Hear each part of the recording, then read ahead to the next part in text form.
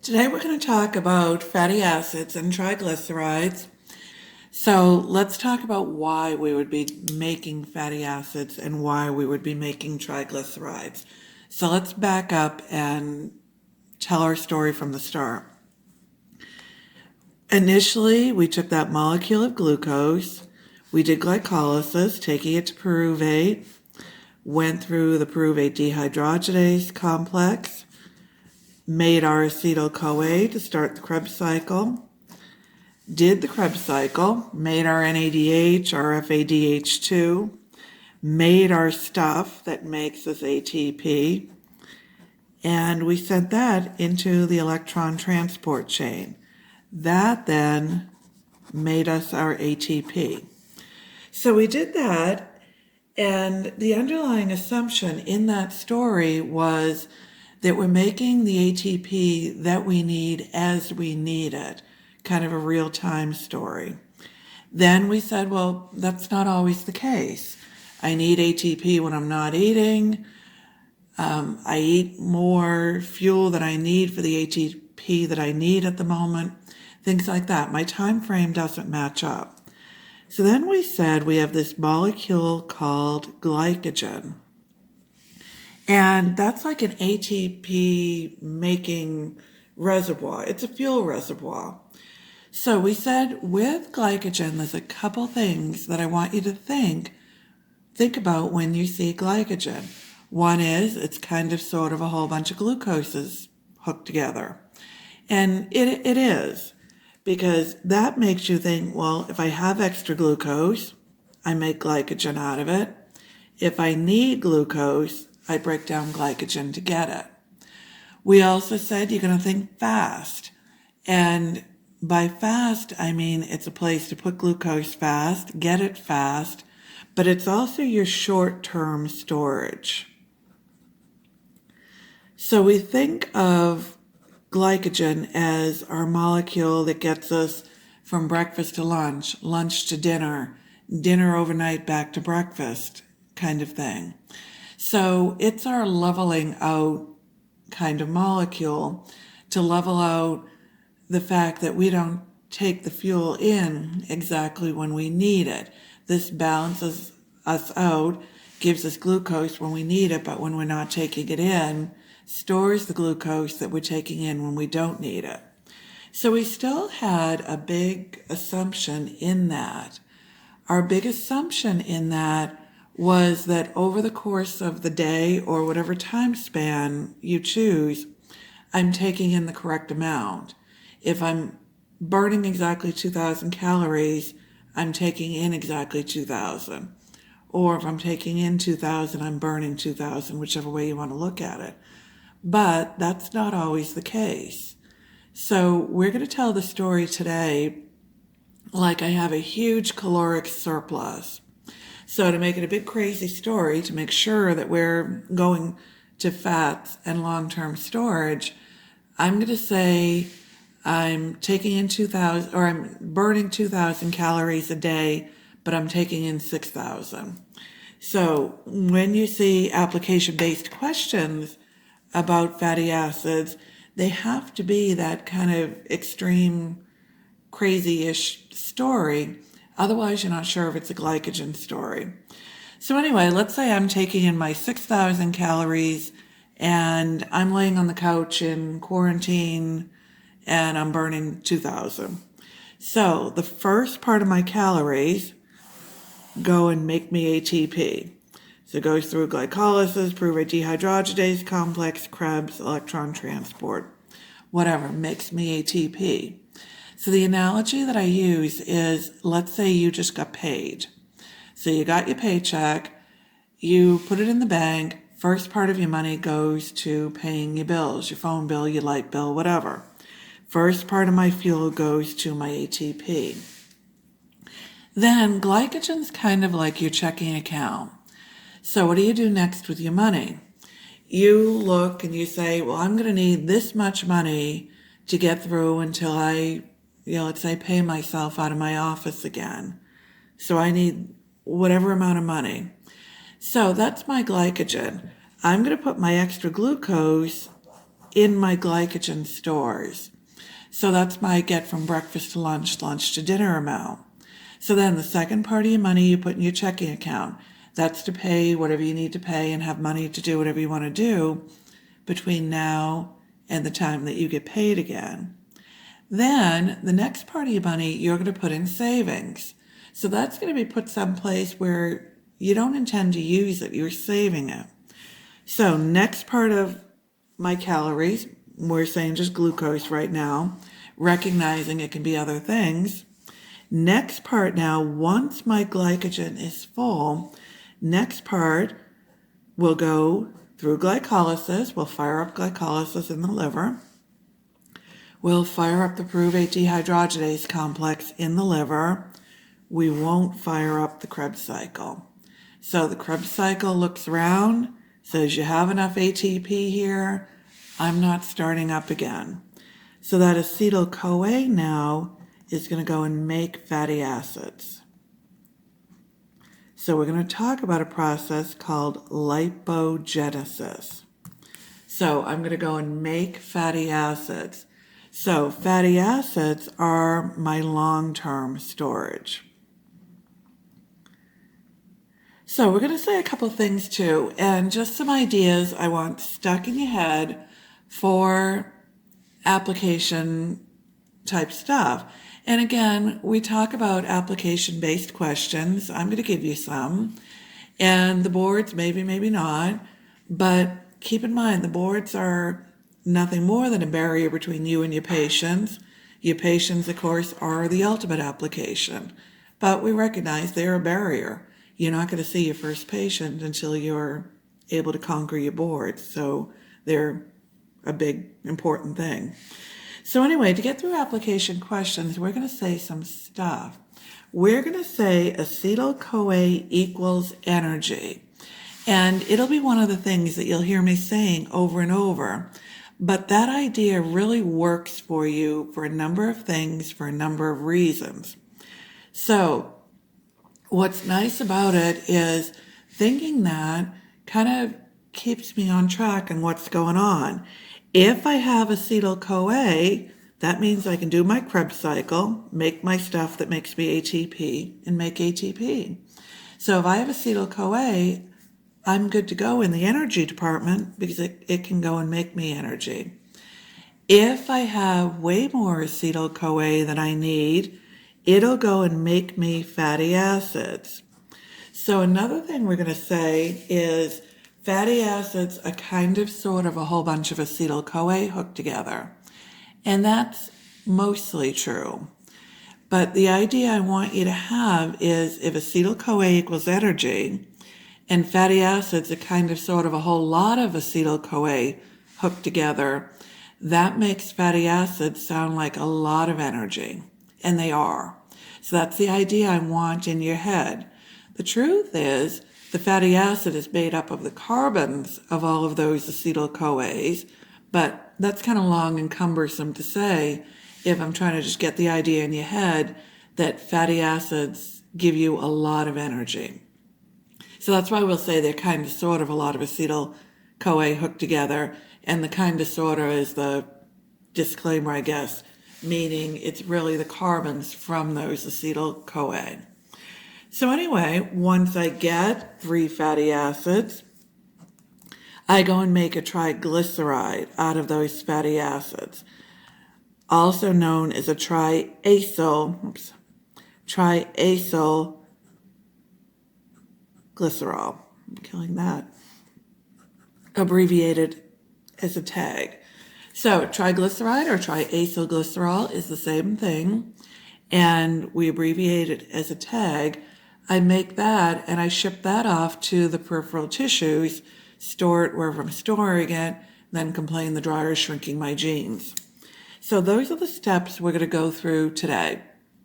And again, quarter 2 structures and everything are in the PowerPoint. Look at them. We'll go through them. It's really, really important. You can't own the process, own the concept, unless you see the mechanical, mechanistic steps that got you there. Quarter 5, I assume you've done that. So this is just a review for you guys how I'm getting to the point of having my triglyceride. So just quick, and this is more for quarter 5 review, for quarter 2 putting things in perspective. The next stop we'll make after making our fatty acids, of course, will be breaking our fatty acids. So no surprise there. So the story we're going to tell today is the story that you have a big caloric surplus. Let's say we turn the story around and you're running at a caloric deficit. So if you're running at a deficit, things are going to go the other way around, and that'll be the next story. But let's say now, I don't know, quarantine's over, the gym is open again, and I've decided I need to straighten out and fly right. So I'm going to take in 2,000 calories a day, but now I'm going to burn 6,000. So what am I going to do then? What I'm going to do then is the first 2,000 calories go and make me my ATP. Same story, same everything. Then I need 6,000, but I only took in 2,000. I'm going to go looking to my glycogen. So I'll go looking at my glycogen to supplement. So I'll break down whatever glycogen I have, go through and make ATP out of that. Then and only then will I turn around those fatty acids and make acetyl-CoA out of them. So I'll do lipolysis then. I can even break down triglycerides, and we'll talk about the reactions that do that. Take my fatty acids, do lipolysis. Lysis is breaking, remember? Make acetyl-CoA, run my Krebs cycle, and make my ATP. So, big caveat in this though. I can't break down fatty acid number 1 of mine until I've broken down my glycogen. So any of you guys that decide to do weight loss in your office, it could be a really big, profitable, frustrating segment of your practice. Your patients, you, anybody, are not going to break down anything in terms of their own fat until glycogen is depleted. You're not going to hit long-term storage until you break down short-term storage. So you're going to spend a lot of time working through how many carbohydrate grams they need or should or shouldn't have. And basically you can't beat biochemistry. A lot of people have come up with a lot of creative strategies to lose weight. Unless calories out is greater than calories in, you're not going to lose weight, and that's just it. And we can talk about that more in class, and we can talk about the effect of exercise on actually changing the number on the scale. The effect of exercise on changing that number is not huge, and I know I'm picking a little bit of a fight there, but we can talk about that and why that's the case. Exercise is a really, really, really good thing. I'm not putting that down or discrediting that at all. It's just not going to have a huge effect on the number on the scale. So like I said, we could talk about that in class, but my point is my first source of energy, I'm going to go to what I eat first. Then I'm going to go to my glycogen. Then and only then am I going to go to my fatty acids. So the other thing is, when we talk about breaking down fatty acids and triglycerides, we're going to talk about them like we're breaking down yours, what you stored in your tissue. If you ate somebody else's fatty acids and triglycerides, let's say you just ate a big marbled ribeye last night, you get all kinds of triglycerides and everything from that. The cow, when he or she, I guess cow was she, I don't know, when she was making that ribeye, it was the same mechanism. She was eating more than she needed and all that. So her extra acetyl-CoA made fatty acids, made triglycerides, put those triglycerides in the ribeye that you ate last night. Now, since you're breaking down her triglycerides, you're going to go through the same steps that we're going to talk about as if they were your triglycerides in terms of the reactions and everything. So although we focus on you breaking down your own fatty acids, your own triglycerides, if you eat them, if you eat them, the reactions happen the same way. Okay, so the first thing we need to do before we make fatty acids is kind of the usual thing. And I'm saying usual because it's really important in terms of keeping quantity of stuff you have to know down. It's really important to look for trends. So let's think back to glycogen. What do we do with glycogen? Well, we had to take glucose 6-phosphate to glucose 1 when we were making, because glucose 1 was what we added, but when we were breaking, glucose 1 was what we got, so we had to convert it back to glucose 6. So we had an opposite thing going on. We made part of the chain, or made some chain, then decided we wanted to make a branch, so we took a piece off the end, moved it on to make a branch.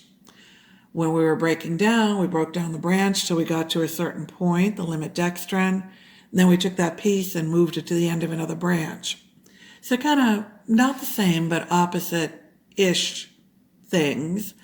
So look for that. That cuts down volume, cuts down the amount of stuff that you need to remember. So we're going to have some stuff like that here. When I make fatty acids and triglycerides, or when I make triglycerides, I have 4 steps. And I'm going to have the same 4 steps, but opposite direction when I break down. So one of the hardest parts, actually, with some of the steps is keeping track of where you are. It's easy to learn the reactions, and then you have the reactions, and it's, well, that's great, but what am I really doing?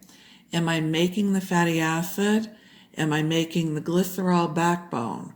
We use a molecule of glycerol, and that molecule of glycerol is a 3-carbon molecule, of course. That's what we attach the 3 fatty acids to. Or am I attaching? What am I doing? So anyway, we'll have those 3 things. We also have to make sure we get on the correct side of the inner mitochondrial membrane. So there'd be a story about crossing the inner mitochondrial membrane. So right now, before I even talk about what side of the mitochondrial membrane you want to be on, you should already know that. Well, I know you know that. You just might not know that you know that. So fatty acids are a storage molecule. So right now, where do you think I make fatty acids? Where do I do storage stuff? Well, we said, based on our most of the time rule, I do storage stuff in the cytoplasm. So I do storage stuff in the cytoplasm. Where do you think I make my fatty acids? In the cytoplasm. When I break them down, I need energy. So if I need energy, where do I do energy stuff? Energy stuff is in the mitochondria. When I break them down, I need to get in the mitochondria. So trust yourself and think about the things you do know before you start thinking, I don't know the answer to this question. So we're going to go through the steps from acetyl-CoA to the point of actually having that triglyceride, that triacylglycerol. So I have 3 things I need to do that. First one, I have to get on the correct side of the membrane. And which membrane? The inner mitochondrial membrane is always my problem. So in the case of making fatty acids, that means I need to get out of the mitochondria, get to the cytoplasm. I need to actually make my fatty acid, and I'm going to abbreviate fatty acids FA. And again, for the purpose of the video, and I do this in my notes pretty frequently, for our purposes, it's for the diagrams to be kind of clean, easy for you to read. Again, make your notes your way. All the structures, everything is in the PowerPoint. It's also in any biochemistry book, including the Baines and the Lippincott that we use. If your notes are more relevant to you with the molecule drawn out, draw the whole molecule out. Your notes are by you, for you, and that's why you're doing your biochem notes yourself. Next thing I need to do is I need to make that glycerol backbone.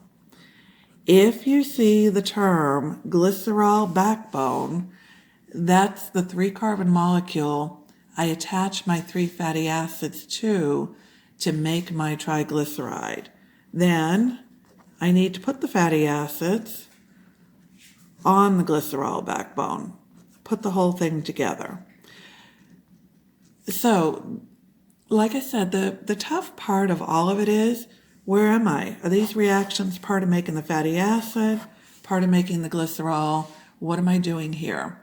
So it's really important that you keep track of where you are, what you're doing.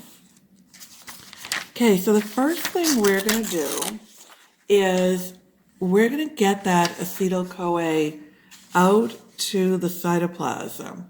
So let's back up and think about what I just did. So I'm eating, and I'm eating, and I'm eating, and I'm eating. So first part of my Oreos, we'll say, went to ATP. Next part of my Oreos went to glycogen. And I kept eating, and I kept eating. So now in my liver, I fire up my glycolysis, my pyruvate dehydrogenase complex that got me into the mitochondria. And I made myself some acetyl-CoA. So I have acetyl-CoA. So I have acetyl-CoA, though. I have it in the mitochondria. So it's in the mitochondria, but I want to make fatty acids. And where do I make fatty acids? I make fatty acids in the cytoplasm. We can add acetyl-CoA to your list of molecules that cannot cross the inner mitochondrial membrane. So what am I going to do? What I'm going to do is the usual for a shuttle. So keep in mind what my shuttles do.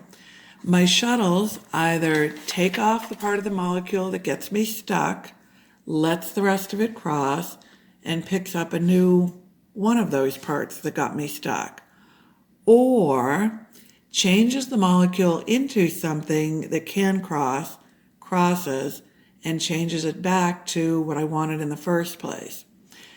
Both of those ways of doing it, if you're not paying attention to the why, to the what's the point, can really mess you up. Because what you see is I convert this molecule to something, then I converted it back to what I started with.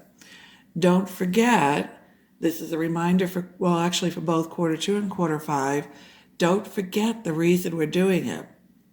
Most likely, the reason we're doing it is because I want to cross the inner mitochondrial membrane. That's always the one that gets me stuck. I want to cross the inner mitochondrial membrane, maybe in, maybe out, depending on what I'm doing. And the molecule that I have and want can't do that. So what I'm going to do is I'm going to fire up the first reaction of the Krebs cycle.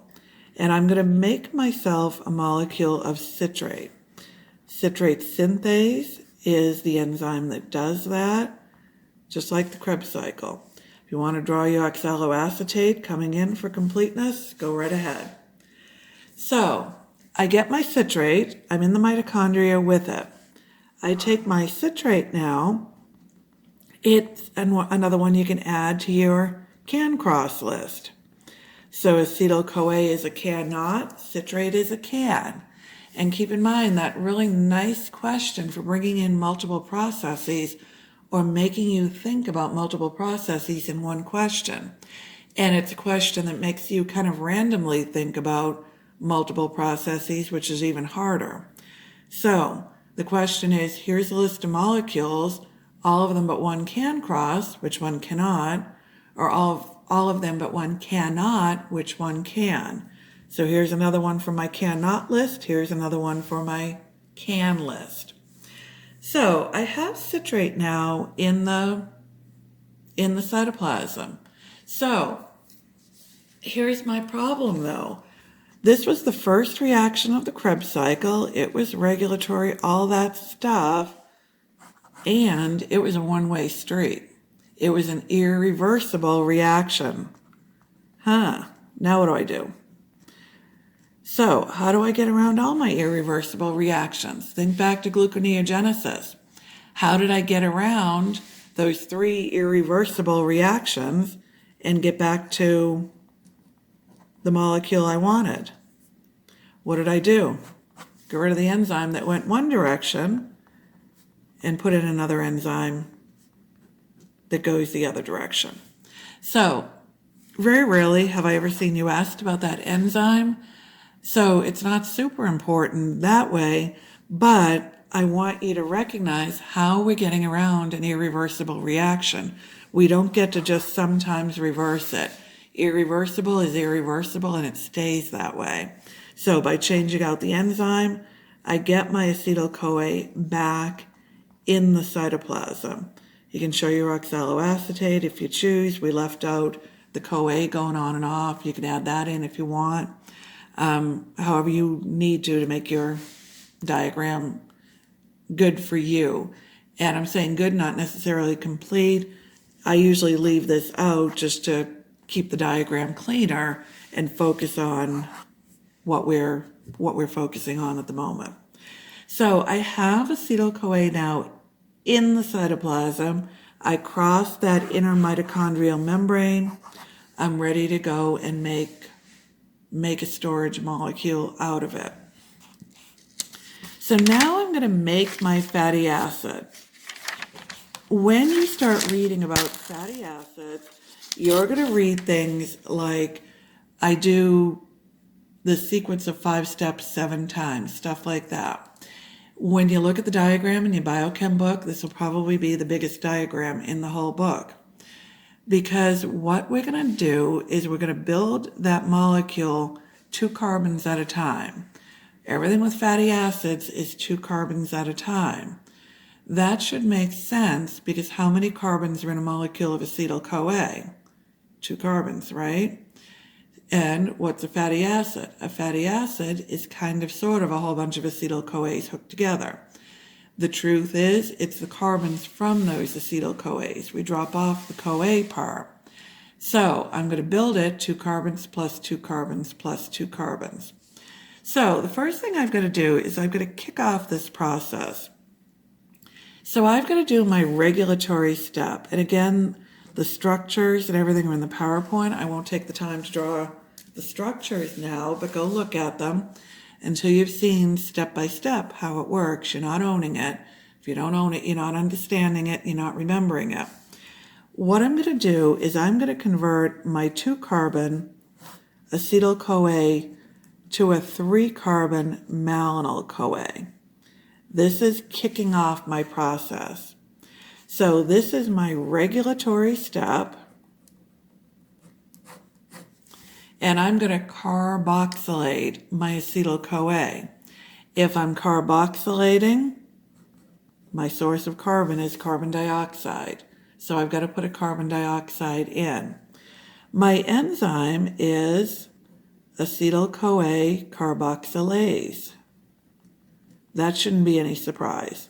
I'm carboxylating acetyl-CoA with acetyl-CoA carboxylase. Let's go back and talk about vitamins and minerals, cofactors and coenzymes. There's a big one I need when I carboxylate. So, and this is really important to know, last probably 2 years, somebody's come to me after boards and said these 2 questions were on my test. So, what B vitamin do I need to carboxylate? You need biotin. So, biotin carboxylates. If I had to pick a top 2 questions you might get asked about making fatty acids, one of those 2 would be, what B vitamin do I need? So I need biotin to carboxylate. And of course, I could give you the name or I could give you, the number. I need biotin to carboxylate. I need thiamine to decarboxylate. And again, we could ask those questions very specifically, very generally. That's why you did your vitamin chart by you for you. So both quarter 2 and quarter 5, go back and check your vitamin chart right now for biotin. You need to have it on your chart so you could pick up on it two ways. The general question, which of the following B vitamins do I need to carboxylate? You need to make sure your brain gets triggered to pick biotin. Or the specific version of the question, what B vitamin do I need for the regulatory step of fatty acid synthesis? Happens to be a carboxylation, but I'm not telling you that in the question. You've got to make sure you have your study notes written to make your brain trigger biotin again. So that's why you did it. You've got to get the general, you've got to get the specific. So I have my molecule of malonyl-CoA now. Now we're going to go through a process with an enzyme called fatty acid synthase. I'll actually get a new sheet so I have room for this one. Well, I guess I don't have too much room. I have the room the camera gives me. Okay, I'm going to get an enzyme called fatty acid synthase. And when we're in the classroom, I always tell the story where all of you guys are acetyl-CoAs and I'm fatty acid synthase. So what my job is, I want to get 8 of you 2-carbon, 2-handed acetyl-CoAs joined in a chain. So I want to get 8 of you guys holding hands. But my problem is I only have 2 hands to do this. So you're all wandering around and everything, and I'm wandering around. And first what I'm going to grab is I'm going to grab that 3-carbon malonyl-CoA. So you're special. So I just grabbed you with my left hand. I grabbed your hand with my left hand. And you're malonyl-CoA and you're special. But we're going to knock that 3rd carbon off of you and you're not special anymore. But I've got you in my left hand. So I have you in my left hand and I have my right hand. So I'm going to grab another one of you 2-handed 2-carbon acetyl-CoAs with my right hand. So now I'm walking around and I'm holding one of you guys by each hand. But I only have 2 hands and I need to get 8 of you hooked together. That's my job as fatty acid synthase. So here's the sequential reaction thing we're going to do. What I want you to do is I want the guy who I'm holding by my right hand to go and hold hands with whoever I'm holding by my left hand. Then that frees up my right hand. I can grab somebody else's hand. But before we can do that, we've got some things we have to do. This guy has to do some things. He's going to get reduced, dehydrated, and reduced before I could send these 2 carbons over. So my steps, when you start reading in your biochem books, I know you guys are all reading your biochem books every night. When you're reading that we have these 5 steps or 4 steps we do over and over, that's them. So I'm going to reduce, dehydrate, reduce, then I'm going to send these 2 carbons over. So now I have a 4-carbon chain here. So it's reduce, dehydrate, reduce, and add the other 2 carbons on. So now these 2 went over here. My right hand is free now, and I have a 4-carbon chain here. My right hand is free. 2 of you guys, 2 of you 2-handed, 2-carbon acetyl-CoAs are holding my left hand. So with my right hand now, I'm going to grab one more of you guys. Somebody's wandering around, I grab you by the hand. So now one of you 2-handed 2-carbon acetyl-CoAs is holding my right hand. I want to send you over to hold hands with the guy on the end of the chain over here. Free up my right hand again. Before we can do that, we've got to reduce, dehydrate, reduce, Now I can send you over. I have 6 carbons here now, and my right hand free. I grab somebody else. Another one of you 2-carbon, 2-handed acetyl-CoAs. We reduce, dehydrate, reduce. I send you over. I have 8 now. Grab somebody else. Reduce, dehydrate, reduce. Send you over. Add 10. Grab somebody else. Reduce, dehydrate, reduce. Send 12. Do it again. 14. Do it again up to 16. So I keep going until I get 16 carbons. So, question you need to ask when I say I reduced, and this is the other question that I would put on my list of the top 2 things if I had to pick, and this is no inside information, this is just gut feeling by what the questions would be. When I'm reducing something, just like we talked about, we kind of hammered you. I guess that's an oxymoron, kind of hammered. I totally hammered you, I'll admit it. I hammered you when we say we oxidize something, you ask that what's in it for me question, as in what did I reduce? Because what did I reduce? That answer is going to be an electron carrier loaded up with electrons, as in something that will go and give me ATP. So we got kind of excited about that. I know you got excited about that. So do it the other way around though. When I reduced, I have to have oxidized something.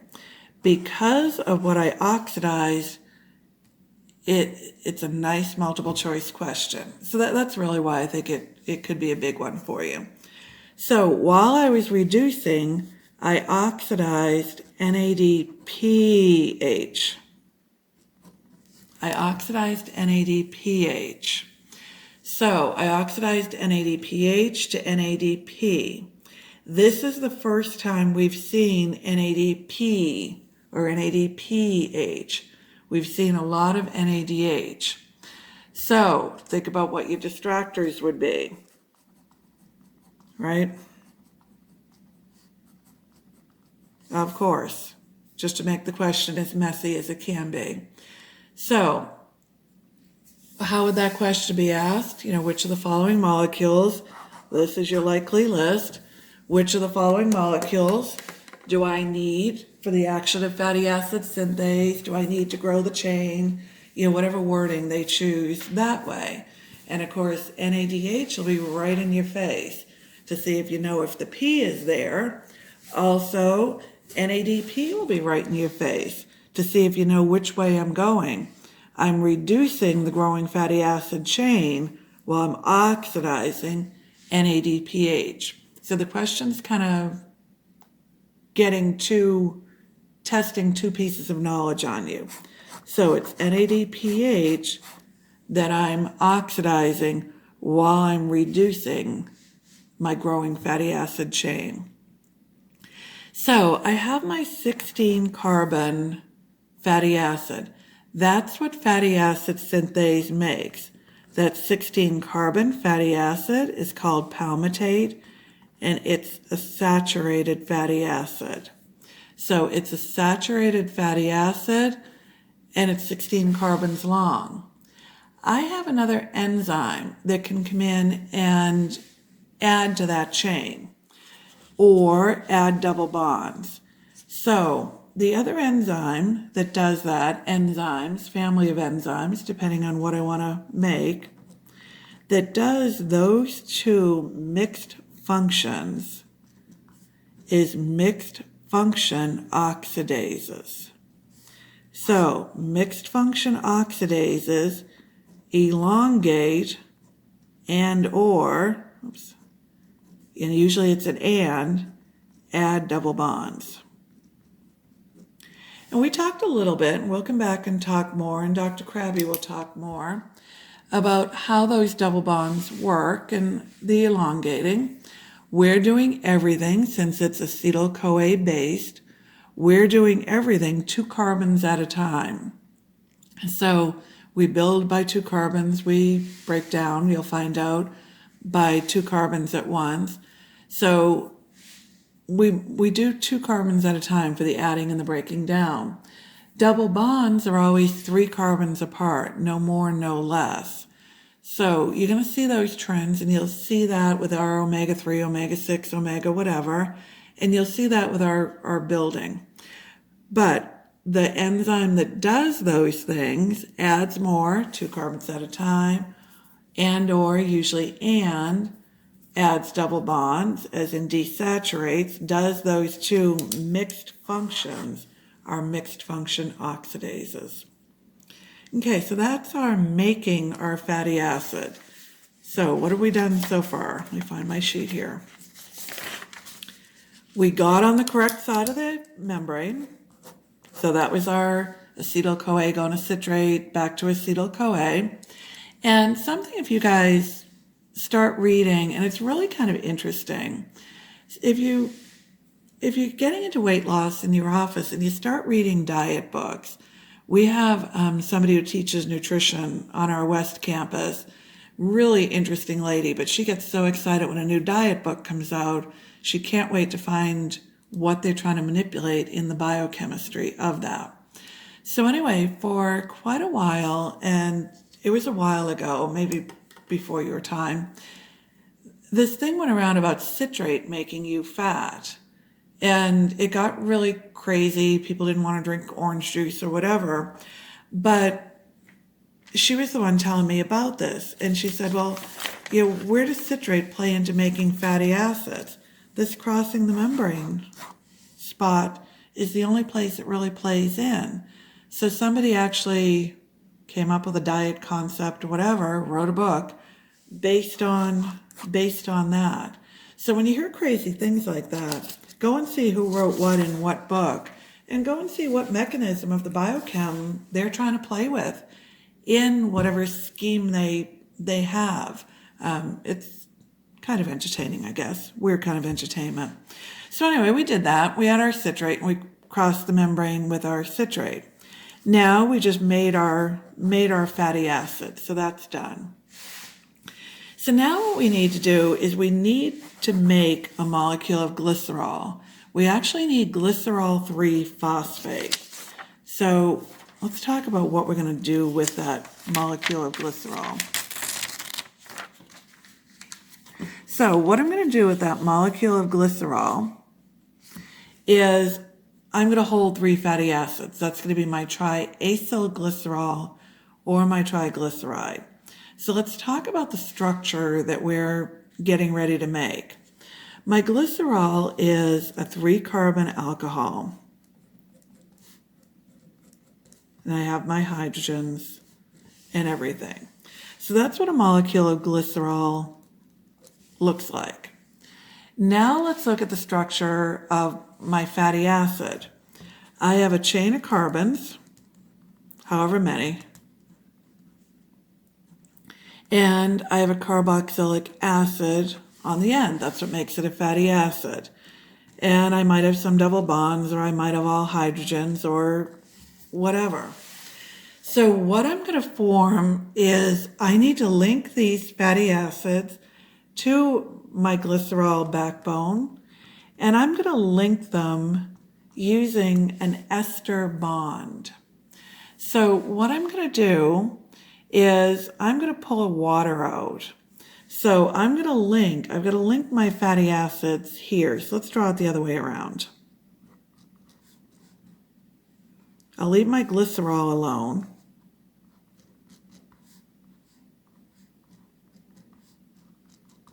And I'm going to flip my fatty acid around. I'm going to put the carboxyl group on this end. And then I have the rest of my fatty acid. So all I did is I took this and I flipped it end to end. Because what I'm going to do here is I'm going to pull a water out and I'm going to join that. So I'm going to take an H and an OH out of here and I'm going to join that on. So what I'm going to end up with, and I'm going to do it in all 3 places, is I have my 3-carbon fatty acid. I'm going to have an oxygen in here. I'm going to have the carbon, and I'm going to have the rest of my fatty acid. So what I did is I took an H and an OH out of here. So I got an H2O out of it. But I formed this bond in here. This oxygen now became my link. So what I actually formed by putting that in there is I have an ester linkage. So let's back up for a second and talk about some words that go with fatty acids. I formed that ester linkage, and there's a kind of weird term that describes a free fatty acid, and it's in the PowerPoint, but I'm going to say it again because it's just kind of a crazy term, I think, but you need to be comfortable with it. Most of your fatty acids are going to be attached to that 3-carbon glycerol backbone. So they're going to be what's called esterified. A term for a free fatty acid, as in one floating around not attached, is that free fatty acid is an unesterified fatty acid. It's almost, well, it's not almost, I'm describing the bond I didn't make. So I'm describing the bond that would have attached it except I didn't. So an unesterified fatty acid is a free fatty acid. So I formed that ester bond. So here's one of the challenges you guys are going to have. When you're doing questions, part 1 or whatever, it's going to be a little different than the way I ask you questions. When I've asked you questions, we've said the test is on Thursday or Friday or whatever, and it'll be on these topics. The board's a fair game. So you've got to figure out what the topic of the question is. If it's a fat question, you're going to know that you're going to see terms like ester, even though we can have ester bonds elsewhere. If you see ester, it's probably a fat question. Acyl. The fatty acid is an acyl group. So if you see acyl, you're going to think fatty acid. Or lip anything. We're talking about doing lipogenesis. Lipolysis, lipid, whatever. Those are fat questions. Carbs, remember we said GLY, GLU, anything is a carb. What kind of bond do I have? I have a glycosidic linkage between 2 monosaccharides, say, making a disaccharide. So GLA is going to be your tip-off that you're in the carb department. Proteins, amino acids, you're going to see AM something, PEP something. And again, it's just half the battle with your questions, like we said, is the question. Half the battle is knowing your stuff. Half the battle is, what are you asking me? What's the question here? So that should help you out a little bit with that. Okay, so I want to make that glycerol backbone. I want to make this 3-carbon alcohol that I use as my backbone, and I connect my 3 fatty acids to it. So there's a couple of ways I can do it. So what I want actually is I want glycerol 3-phosphate. So I want glycerol 3-phosphate. So I want a phosphate on that carbon 3. One place I can get it is I might have glycerol from another triglyceride I broke down from another process or whatever. I might already have that in the liver. So I can phosphorylate it. So what enzyme phosphorylates? Glycerol kinase phosphorylates. So that's one way I can get my glycerol 3-phosphate. Another way I can get it is an oxidation reduction reaction from DHAP. Oh, where did I see DHAP? Where did I get DHAP? I got that, remember, in glycolysis. And we said, when we do fatty acids, you'll get happier about the DHAP. When we were learning glycolysis and doing glycolysis, it was just one more extra step to learn, a pain in your neck kind of thing. So glucose went to glucose 6-phosphate, went to fructose 6, went to fructose 1,6 bisphosphate. Remember, I cleaved it. I got a glyceraldehyde 3-phosphate. I was happy about that. I know you were happy about that. And I got a DHAP, dihydroxyacetone phosphate. I was not so happy about that because then I had to convert it to glyceraldehyde 3-phosphate, do another step to keep going in glycolysis. But now, let's say you are way, way, way more fuel than you need, more energy than you need. I'm not going to take that DHAP to glyceraldehyde 3-phosphate. I'm going to take it to glycerol 3-phosphate. Glycerol 3-phosphate dehydrogenase is your enzyme that does that.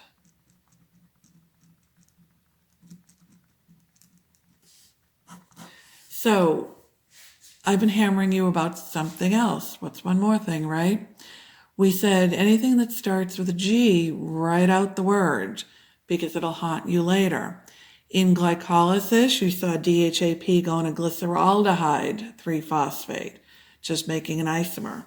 Here, we're going to do the redox reaction and go to glycerol 3-phosphate. So those could blend together very, very easily. And of course, what does everybody like asking you on multiple choice questions? The stuff that blends together, of course.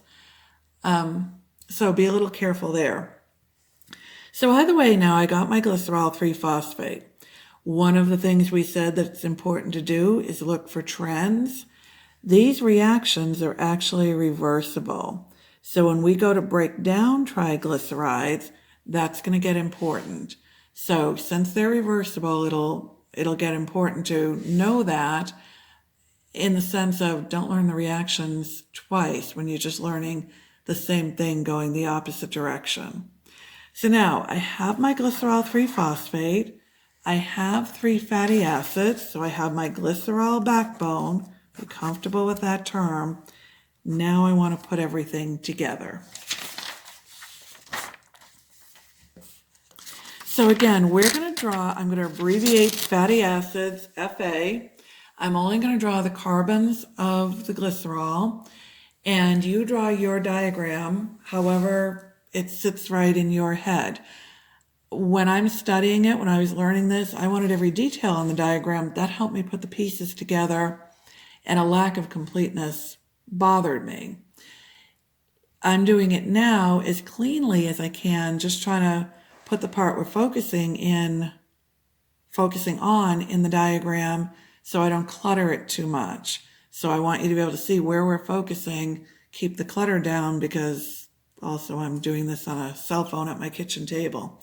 So I just want you to see what you need to see. But again, this is just a supplement to the PowerPoint that has all the structures, has everything in there, the whole picture to see the whole thing done. So I have that glycerol backbone. And like I said, I'm just going to draw the carbons. And I'm also going to abbreviate phosphate with a P, recognizing if I drew the whole thing out, there'd be oxygens on there. But I'm just trying to unclutter. So what I want to do is I want to transfer the acyl group. I want to form that ester bond. So I'm going to attach the first fatty acid with an acyl transferase. And there's a big long name depending on what I'm transferring and all that. But you need to know just that it's an acyl transferase transferring the fatty acid, transferring the acyl group. I should be saying the acyl group, saying it more properly. So on carbon 1, I'm going to put a saturated fatty acid. So that's my carbon 1, carbon 2, carbon 3. So I'm forming an ester bond, putting that fatty acid on using an acyl transferase. Then I do the same thing on carbon 2. I use another acyl transferase. This time I'm going to put an unsaturated fatty acid on there. So on carbon 2, I'm going to use an acyl transferase and put an unsaturated fatty acid on there. Then I don't get to just do the same thing right away on carbon 3. I have a phosphate in the way. So my third step is not putting the third fatty acid on there. My third step is using a phosphatase to get that phosphate out of there. Really important that you get that phosphate out of there, because if you don't get that phosphate out of there and you just add the fatty acid on there, that's not a triglyceride.